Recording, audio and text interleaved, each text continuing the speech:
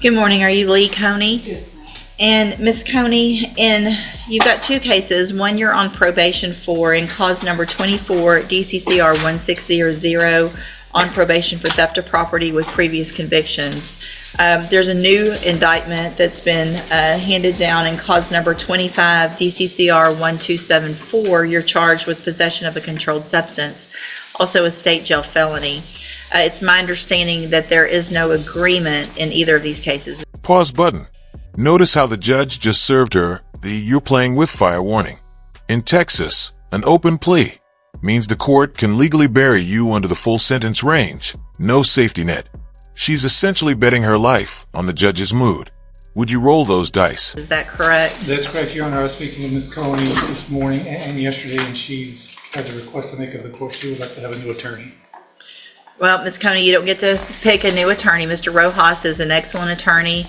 He's, I'm sure, talked with the assistant district attorney, is giving you that information and advising you. And so if you want to take some agreement, that's fine. If not, what's going to happen is today we'll go through that motion to revoke your probation. And I'll get pleas of either true or not true to those allegations.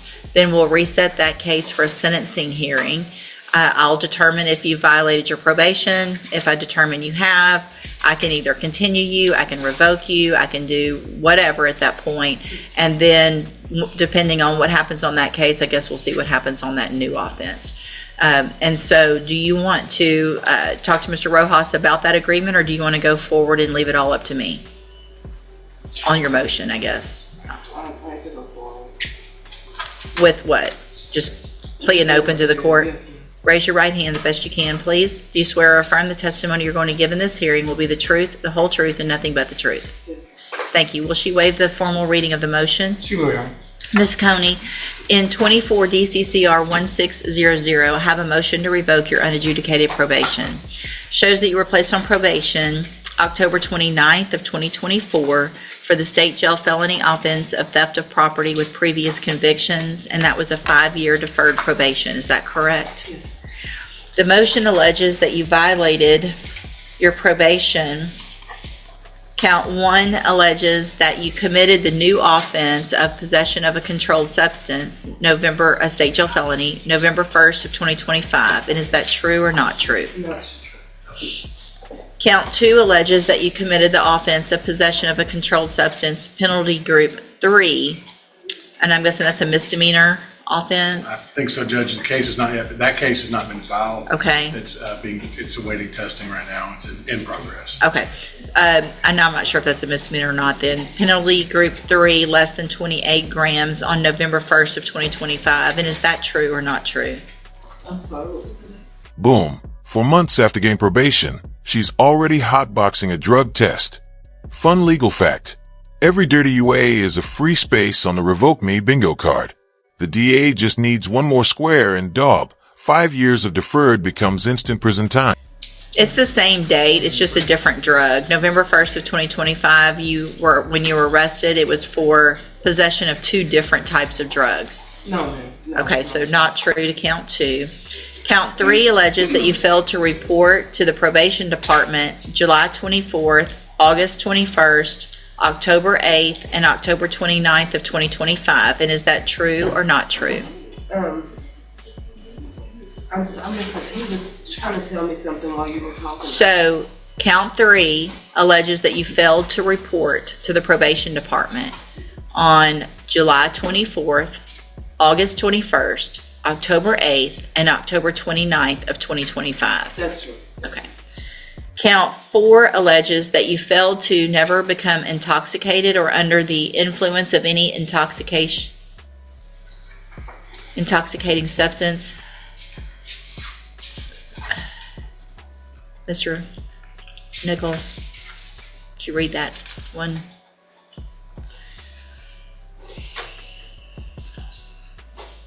Failed to never become intoxicated or be under the influence of any intoxicating substance. And that on or about March. the March 19th, 2020.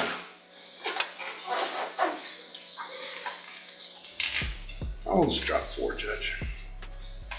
Do you want to I mean, This isn't my file. I don't know the details Well, of the let's violations, don't- and I can't amend right now. okay. I don't know what. What I'm going to do is, at this time, I don't want it I want to know whatever allegation that is at the appropriate I time. can see it here, Judge, and I can orally amend that. What it's supposed to allege is that she tested positive for cocaine on March 19th, 2025.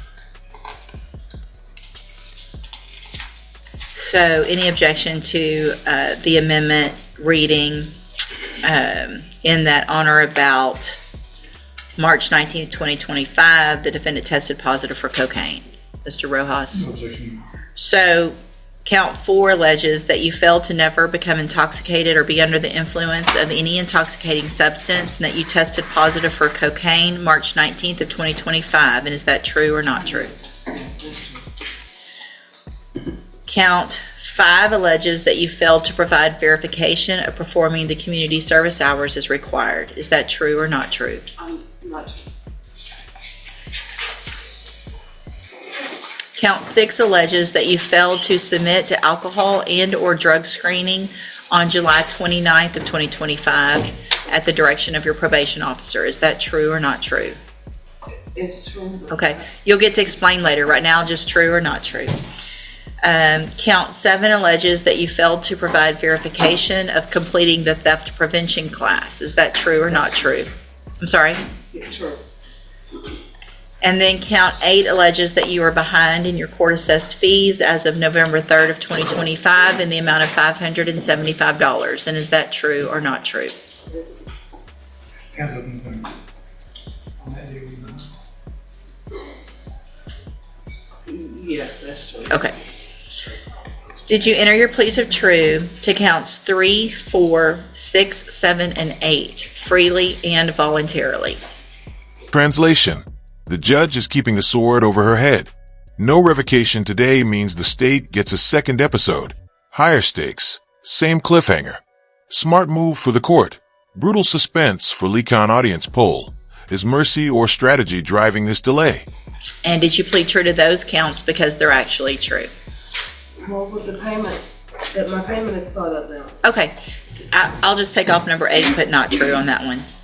So 3, 4, 6, and 7, did you plead true, again, freely and voluntarily, Yes, and because those counts are actually true? yes, All right, then I'm going to find counts 3, 4, 6, and 7 true, find that you entered those pleas freely and voluntarily, find sufficient evidence to find you guilty and revoke your probation, but I'm not going to do that today. I'm going to reset the case for a hearing. I would anticipate, Mr. Nichols, that you would have some evidence with regard to the count 1, the new Yes, Your Honor, the offense. state will prove up. Do you think we would need I would- more than an hour or so? I wouldn't think so, Judge. Okay. Appears to be a traffic stop. One or two, I guess, a 2 witness. Yes. We need At least lab. 2. Hour and a half, I would think. Okay, we'll get it set for an appropriate day. Just everybody make a notation that it will be set for a hearing for that. Anything that you think is important for me to know, get that information to Mr. Rojas, and he'll present it to me on your behalf when we come back. And if I can get an updated pre-sentence report, that would be great as well. Thank you, ma'am, for being here. You can go back with the bailiff. Oh, actually, come over here to the clerk. She needs your fingerprint before you go back with the bailiff.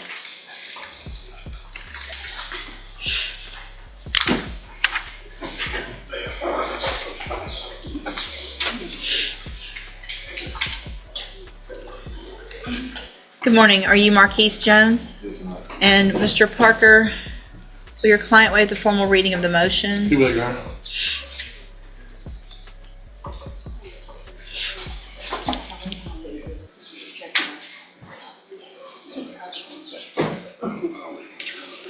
Mr. Jones, in cause number 21-37263, I have a motion to revoke your unadjudicated probation. Shows that you were placed on probation February 23rd of 2022 for the offense of theft of material, and that was a state jail felony, and it was a 5-year deferred probation. Is that correct? The motion alleges that you violated your probation. Count 1 alleges that you committed the offense of evading arrest on June 20th, 2024 in Harris County, Texas. And is that true or not true? And then count 2 alleges that you were at a location other than your residence at approximately 1:30 a.m. June 20th of 2024. And is that true or not true? Did you enter your pleas of true to counts 1 and 2 freely and voluntarily? And did you plead true to those counts because they're actually true? Speak up, please. I have here on the tablet some documents that have your signature on them that the state has marked as exhibit number 1. Before you signed these, did you go over them with Mr. Parker? Do you fully understand them? And do you understand, if I follow the agreement that you've made with the district attorney, that you'll be waiving or giving up any right to appeal? State tenders number 1. Objection. It's admitted. Is there any evidence that Mr. Jones is not competent? No, Your Honor. And I think I said your plea of guilty instead of true, but your pleas of true. Anyway, all right, so I'm going to find that you entered your pleas of true to counts 1 and 2 freely and voluntarily. Find those counts true. Find sufficient evidence to find you guilty. And at this time, find you guilty of theft of material, aluminum. I guess it goes on, aluminum, bronze, Aluminum, copper. bronze, copper. They were cutting catalytic converters. And so find you guilty and sentence you in accordance with your agreement to a term of 15 months in the state jail prison. You will receive credit on that sentence for any time that you've been in custody that the law gives you the right to receive. I've handed you the trial court certification that shows this was an agreement that I followed, and so you've waived your right to appeal. 15 months for cutting catalytic converters. Basically a parking ticket in felony clothing. Compare that to the habitual offender landmine waiting for Alvin Wade. Same courthouse, different gravity. Texas sentencing is a slot machine dressed in a robe. I also handed you a written admonishment regarding your ineligibility to possess a firearm or ammunition. Because of the judgment entered against you, you're ineligible under Texas law to possess a firearm or ammunition. Possession of a firearm or ammunition could lead to charges against you. Firearm is a legal term, and you should read that written admonishment I provided you to see what devices qualify as a firearm. If you have questions about the laws that make you ineligible to possess a firearm or ammunition, or about how long that lasts, you can talk with Mr. Parker. All right, good luck to you, sir, and thank you for being here, sir. Thank you. Oh, my nose is sneezing right there, and now I'm sneezing. Good morning, sir. Are you Alvin Wade? Yes, ma'am. And Mr. Wade, in cause number 25 DCCR 1648, you're charged with a third-degree felony offense of possession of a prohibited substance in a correctional facility from July 6th of 2024. Your indictment alleges that you were previously convicted of aggravated sexual assault on a child, a first-degree felony, January 22nd of 1998, and after that was final, you were convicted of failure to register as a sex offender, a third-degree felony, November 26th of 2018. What that means is that if you go to trial and you're found guilty in this case, and if those prior convictions are true, the range of punishment would be that of a habitual offender, which is a minimum of 25 years in prison, up to 99 years or life. Do you understand the possible range of punishment if you're found guilty at trial? He just ripped up a 15-year parachute while the plane's on fire. If the jury buys the 2 prior strikes, the minimum becomes 25. Real life equals gray-haired grandpa release date. Drop a comment. Gutsy self-belief or catastrophic hubris. And I have here on the tablet a plea bargain rejection that has your signature with Mr. Rojas's and shows that the district attorney's office has made an offer if you would like to enter a plea of guilty for a 15-year term in prison. So that would be to go on counts 1 and 2 only. You have every right to reject that, have your case set for trial. I just want to make sure you understand what the possible consequences are and what your options are. Do you understand all of that? With counts 1 and 2. So counts 1 and 2, that just makes it a second-degree felony instead of the habitual. So it's the offense you're charged with and one of your priors instead of both of your priors. So that's how we get to 15 instead of that minimum of 25. Make sense? And so do you want to reject that offer and have your case set for trial? Yes, ma'am. All right, we'll get your case set for trial, Mr. Way. And, excuse me, can I say? Uh-huh.